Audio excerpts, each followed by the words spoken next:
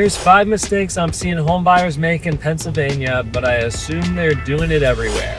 Number 1, don't let Zillow dictate your process. I mean, they're not even a real estate company, really. They tried to buy some properties and lost a bunch of money. Now, don't get me wrong, not super anti-Zillow. I think Zillow has its merits. For a quick search, I think it's beautiful. I think it's probably the best. In fact, I use it sometimes, but don't tell anybody that. Now, what I think it's really bad at is setting people up with realtors. Because you click that button, contact agent or schedule tour, and it just sets you up with literally a random agent. And they don't care if it's a good agent or a bad agent. All they care about is that they're paying Zillow a bunch of money to be able to meet with you. There's a ton of bad agents. We get a bad rap, and that's, I think, because there's so many bad ones. I think Zillow's a fine place to start, just not a fine place to find a realtor. So what do? Call your mom, your dad, your friend, anyone that you know who's bought a house, call them, see if they liked the realtor that they used. And if you're telling me you don't have any idea, that's fine. Like, just shoot me a text, be like, hey Matt, I'm trying to buy a house in Utah.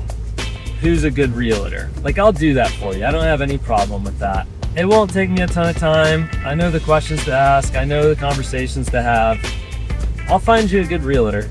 Yeah, no, I would love to do that for you if you're trying to find a realtor in your area. Giving referral business is part of my business, and I don't charge you anything for that. Number 2, get a good mortgage lender. There's bad mortgage lenders? Yeah, there are. In my opinion, there might be exceptions to this. The more automatically generated the whole process feels, the less I personally trust it. Why is it important? Because if you get pre-approved with a bad lender or a bad company, and then you go seeing houses, you write an offer on a house, it gets accepted, well, guess what? That's gonna fall through. Whereas if you went to a good lender, they would have told you at the beginning, hey, these are the things that you need to do in order to purchase this house. My friend Nate, he said, I believe I can get anybody qualified to buy a house. And what he means by that is he'll walk them through a process that gets them there, even if they're not qualified at the time that they called. Number 3, inspections. I was at a property, and the property was in shambles. And my client looks at me and he goes, would you get this inspected? And I said, yeah. I think the worst part of it all is it was in an area known to have the septic systems fail. And unless you have 20 grand laying around, I don't personally want to buy a house and then pay $20,000 to fix the septic system when I could have just, for $500, $600 got it inspected ahead of time and then made a decision based on that. I don't have 20 grand to just throw around. Number 4. What was number 4? Zillow, lenders, inspections. Oh yeah. Number 4, don't lowball too early. I'm all about the lowball. Okay, someone in my family said if your first offer doesn't embarrass you, then it's too high. I don't necessarily sign on to that all the time, but don't lowball people too early. If the house is for sale for $300,000 and you want to write an offer at $220,000, I'd say let that be on the market for a few weeks before you go trying to do that. Otherwise, you're likely going to offend the seller, and then they're never going to want to sell you the property.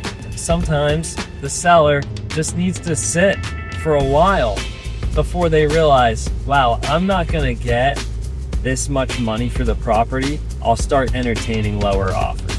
And number 5, if you look at a house and it's the first house you look at and it's perfect, maybe just write an offer on it. People don't like writing offers on the first house they see. And I'm not saying everybody should, but if it's the house and you want to live there and you love it and it's the house of your dreams, don't just be like, I don't feel like we should because it's the first one we looked at. No, write the offer, because that might be the best house that you're gonna see. Those are my 5 mistakes that I'm seeing home buyers make. If you have any questions or want to get the process started or anything, feel free to text me. Number's in the description. You can text me 24/7. I am not going to respond 24/7, but I'll get to you. And it's going right to me. It's not some AI bot or anything like that. And I mean, if you have any real estate questions at all, hit me up. Nothing's too dumb, too early, too small to have a conversation. I hope you guys like this video. It's like 95 degrees outside and I turned off the AC for the noise, so hopefully you enjoy it.